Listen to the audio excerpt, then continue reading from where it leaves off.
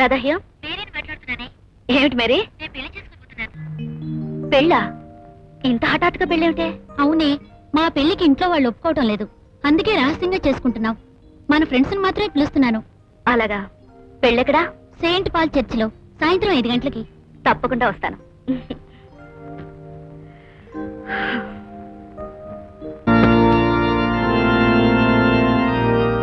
ఇదేమిటి, ఇక్కడ ఎవరు లేరు? తను చెప్పింది ఈ చర్చేనా, లేక నేను పొరపాటుగా విన్నానా?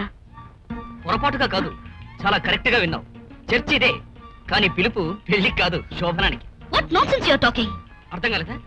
రాధా అనే అమ్మాయికి అంటే నీకు, చంటిబాబు అనే అబ్బాయితో అంటే నాతో, మారుతి అనబడే కారు వెనక సీట్లో శోభనం జరగనున్నది కాన తామెల్లరూ బంధుమిత్ర సపరివార సమేతంగా విచ్చేసి ఏమిటలా చూస్తున్నావు?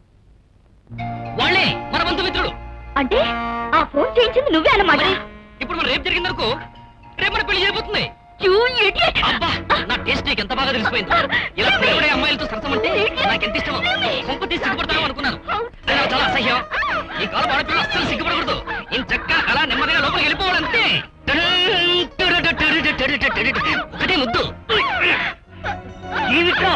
వేసుకుంటూ మీరు దూరంగా వెళ్ళి అటు తిరిగి నిలబడండి.